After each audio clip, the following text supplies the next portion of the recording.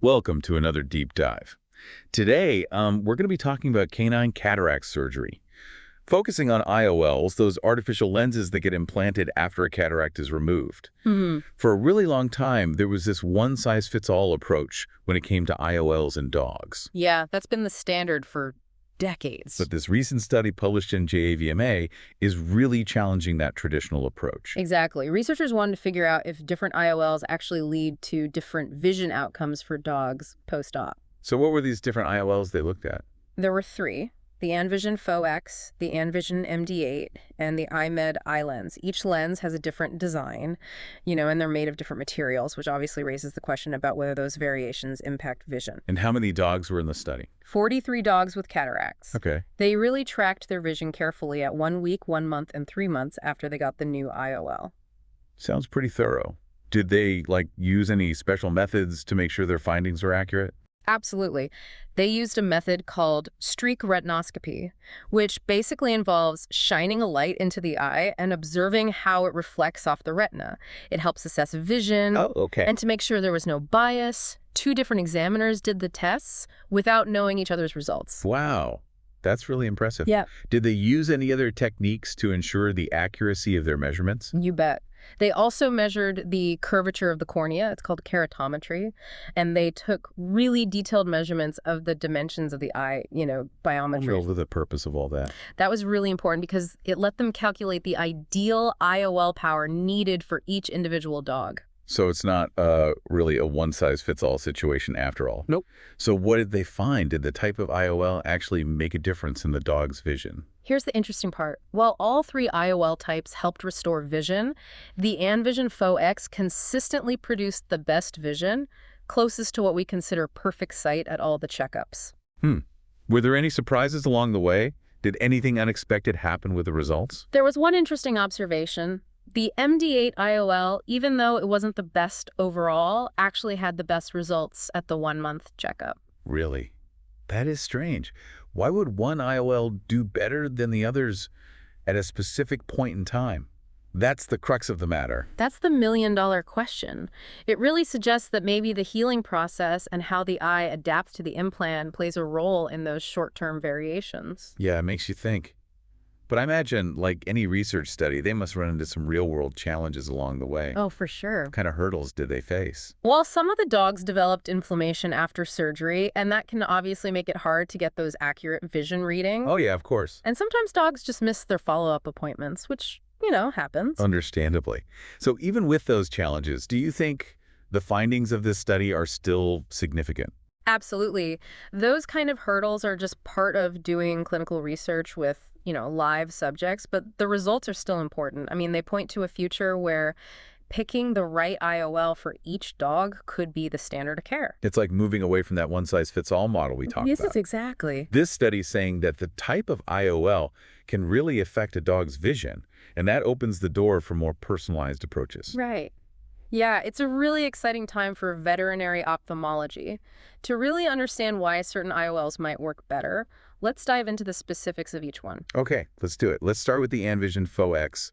What makes it different? The Fo-X IOL has this really cool multi-ring design. These rings are etched onto the surface, and they seem to be the key to its better performance. What's so great about this multi-ring design? Well, the researchers think that it creates something called an enhanced depth of focus. Okay. And that could be why dogs who got the Fo-X IOL consistently had vision that was closest to perfect sight. So it's like having built-in multiple focal points in one lens. Exactly. It allows the eye to see well at different distances. You could think of it like a built-in zoom lens for your dog's eye. That's amazing. Now, you mentioned that there were some challenges with the Fo-X during testing, right? Yeah, during that streak retinoscopy test, the examiners noticed something called a break phenomenon more often with the Fo-X IOL. Basically, the light reflected off the retina doesn't quite line up with the light from the retinoscope. It's a thing. A break phenomena. Got it. Is that something to be worried about? It's usually seen in patients with astigmatism, which is when the cornea has an irregular curvature. The study didn't definitively say that the Fo-X causes or worsens astigmatism, but it's something we should definitely look into more. So more research is needed on that front. Exactly. All right. What about those other two IOLs in this study? Let's talk about the Vision MD8. What are its key features? The MD8's a more traditional single-piece acrylic lens. Hmm. It's known for being really flexible and easy to implant. That's why it's a favorite for a lot of veterinary ophthalmologists. If I remember correctly, this is the one that kind of surprised everyone by having the best results at that 1 month mark, right? You got it. We're not totally sure why it had that temporary advantage, but it could be that the MD8 creates a more stable environment for healing in those early stages after surgery. Interesting. Maybe just provides a more predictable initial recovery. What about that third IOL, the IMED lens? The eye lens is also a hydrophilic acrylic lens, but it's a bit different from the MD8 in terms of shape and material. Okay. Its performance was, well, somewhere between the Faux and the MD8, consistently good, but not as impressive as the Faux, and not as surprisingly good as the MD8 early on. So like a good middle ground option. Yeah, you could say that. Yeah, It's important to remember that all three of them did a good job restoring vision after surgery. that's reassuring. Would you say that personalized IOL selection is like the way of the future for canine cataract surgery? Oh, definitely.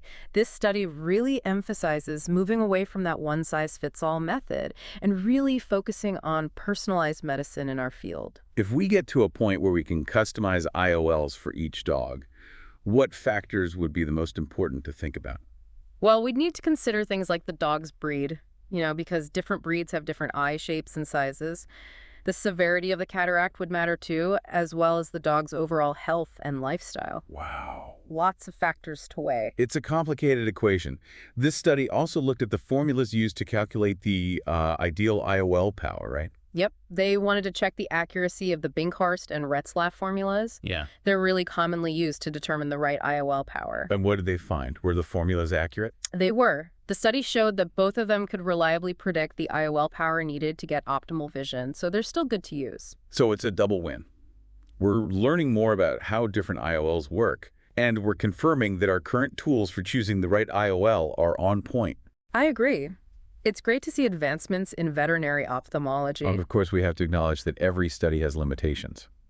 Right. Of course. Yeah. You mentioned the small sample size and the, those patient follow-up issues. Right. Those are definitely common limitations you see in clinical research, It just means that we need larger studies in the future to confirm these findings. They also brought up like some of the challenges of cataract surgery and post-op care for dogs.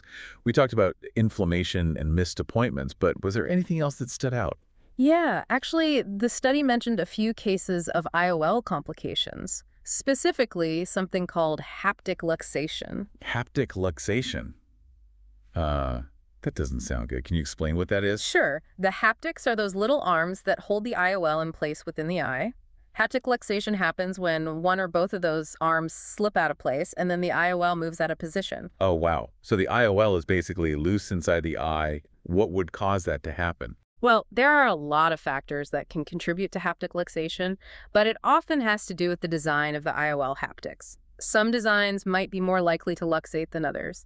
The size and shape of the eye can also play a role, along with surgical technique and even the dog's activity level. So you're saying that it's not just about picking the IOL with the best visual outcome, but you also have to think about factors that will reduce the risk of complications. Absolutely. It's really all about a really thorough evaluation of each patient to figure out the best IOL for them. It seems like vets have a lot to consider when they're making these decisions. They do, and that's why this kind of research is so important. It helps us learn more about these different IOLs, refine our surgical techniques, and ultimately make better decisions for our patients.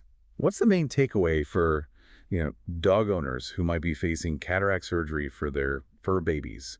What should they ask their vet about? The biggest thing is that we're moving past that one-size-fits-all approach. Dog owners should feel comfortable talking to their veterinary ophthalmologist about the IOL options that are out there.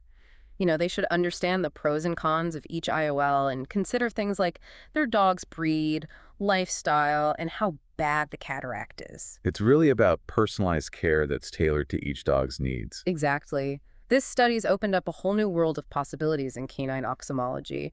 We're heading toward an age of individualized care.